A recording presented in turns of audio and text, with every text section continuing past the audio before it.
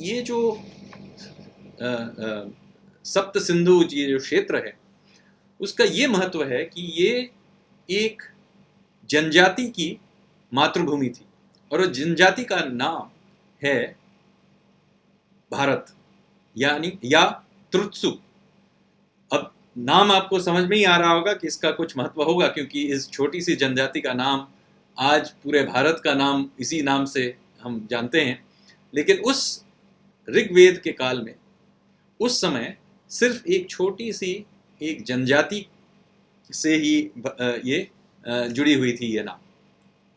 तो फिर इस जनजाति का हमारे इतिहास में इसका क्या रोल रहा है, तो इसके लिए आपको ये समझाना पड़ेगा कि ये जो जनजाति है उस जनजाति का हमारे इतिहास के एक सबसे प्राचीन राजनीतिक घटना से संबंध है। और ये हम कह सकते हैं कि ये निश्चित है कि ये घटना घटी थी, तो ये सबसे प्राचीन घटना है जिसके बारे में हम निश्चित तरीके से कह सकते हैं। और वो क्या है? ये ऐसा हुआ कि ये जो जनजाति थी वो उसका जो ये राजा कह सकते हैं, चीफ्टन, उसका नाम था सुदास। तो और उनके गुरु थे वशिष्ठ, ऋषि वशिष्ठ।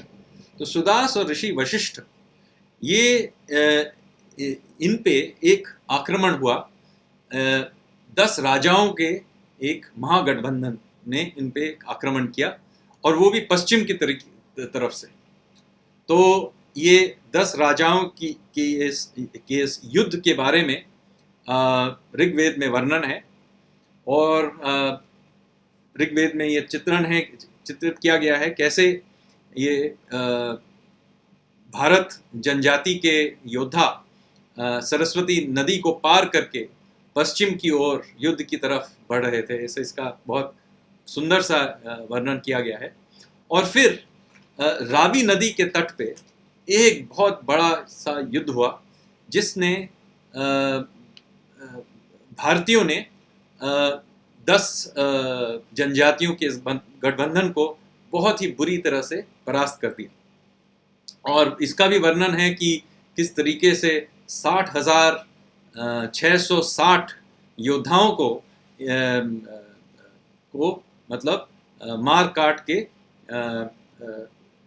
रावी के नदी में उनको बहा दिया गया। तो आप समझ सकते हैं कि उस समय की तुलना में, उस समय की जो जनसंख्या थी उसकी तुलना में ये बहुत मतलब एक बहुत बड़ा सा एक घटना हुआ होगा। तो इस घटना के बाद क्या हुआ कि ये जो भारत जनजाति थी वो एक साम्राज्य के राजा मतलब पे उनका राज पड़ गया। और उसके बाद सुदास पूर्व की ओर चल पड़े, और उधर भी यमुना तट पे उन्होंने एक किसी और राजा जिसका नाम था भेड़ा, उनको भी परास्त किया। तो इन विजयी होने के बाद एक बड़े से साम्राज्य के वो राजा बन गए।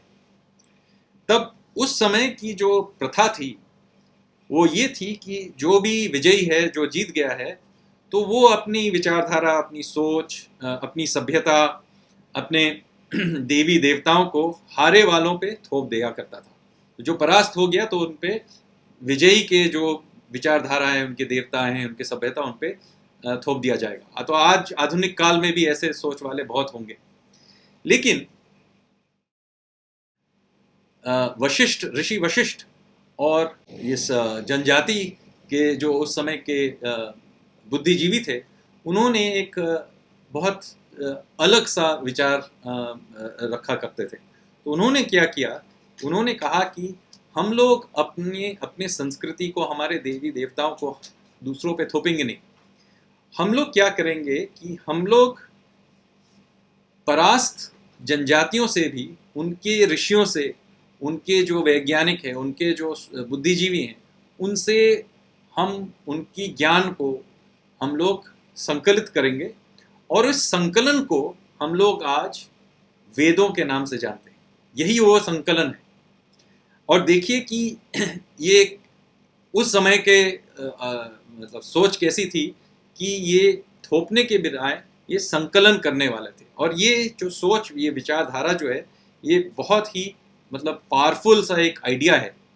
और इसको ऋग्वेद के अंतिम श्लोक में बहुत सुंदर तरीके से इसका वर्णन किया गया है। मैं पढ़ने वाला हूँ इसको।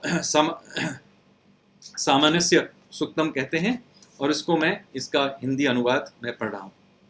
सब एक साथ मिलकर आओ, एक साथ मिलकर बोलो, तुम्हारे मन बुद्धि एक रस हो, तुम्हारे मन समान बात को जाने, सभी यजमानों व पुरोहितों को की स्तुति समान हो।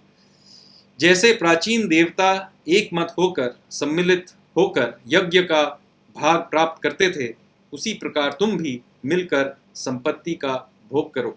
तो आप देख सकते हैं ये एक असिमिलेटिव आइडिया है, ये इम्पोजिशन का आइडिया नहीं है।